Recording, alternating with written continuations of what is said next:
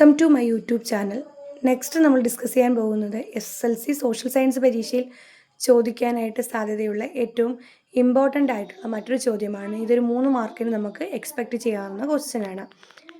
പ്രതിശീർഷ വരുമാനം, per capita income അഥവാ PCI, ഒരു രാജ്യത്തിൻ്റെ വരുമാനം അളക്കുന്നതിനുള്ള സൂചകങ്ങൾ ഏതൊക്കെയാണ് നമ്മൾ മുൻ ക്ലാസ്സിൽ പഠിച്ചിട്ടുണ്ടല്ലോ. ദേശീയ വരുമാനം, മൊത്ത ആഭ്യന്തര ഉൽപ്പന്നം, മൊത്ത ദേശീയ ഉൽപ്പന്നം, അറ്റ ദേശീയ ഉൽപ്പന്നം, മൊത്ത വർദ്ധിത മൂല്യം തുടങ്ങിയവയാണ്.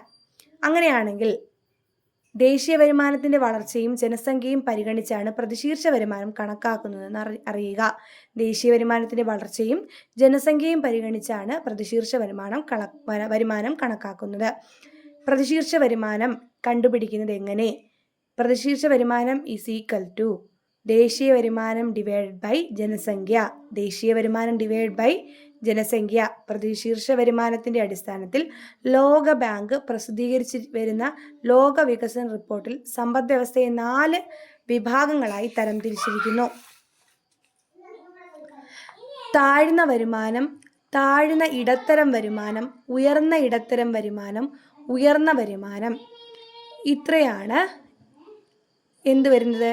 PCI അനുസരിച്ച് ലോക ജനതയെ 4 വിഭാഗങ്ങളായിട്ട് വരുമാനത്തിൻ്റെ അടിസ്ഥാനത്തിൽ തിരിച്ചിരിക്കുന്നത്.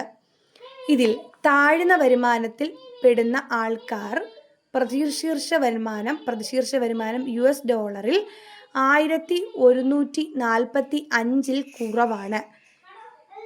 ഉദാഹരണങ്ങളായ രാജ്യങ്ങൾ അഫ്ഗാനിസ്ഥാൻ, എത്യോപ്യ, ചാഡ് തുടങ്ങിയവയാണ്.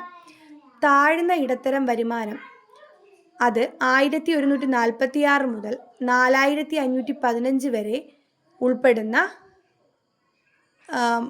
പ്രതിശീർഷ വരുമാനത്തിൽ വരുന്ന സ്ഥലങ്ങളാണ്. ഇന്ത്യ, ബംഗ്ലാദേശ്, കെനിയ എന്നിവ താഴ്ന്ന ഇടത്തരം വരുമാനത്തിൽ വരുന്ന രാജ്യങ്ങളാണ്. അടുത്തത് ഉയർന്ന ഇടത്തരം വരുമാനം $4516 മുതൽ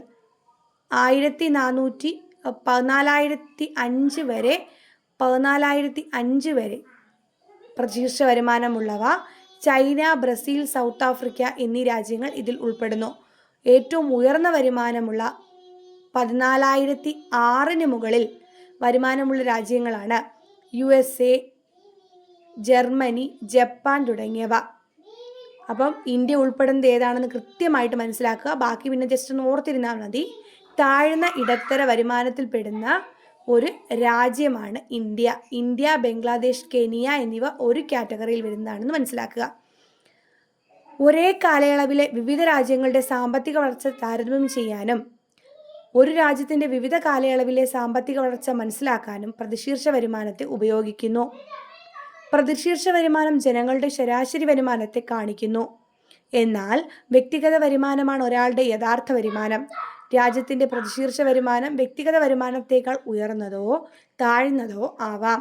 അതിനാൽ PCIയും PI അഥവാ പേഴ്സണൽ ഇൻകവും തമ്മിലുള്ള അന്തരം നിലനിൽക്കുന്നു. എന്താണ് പേഴ്സണൽ ഇൻകം അഥവാ വ്യക്തിഗത വരുമാനം?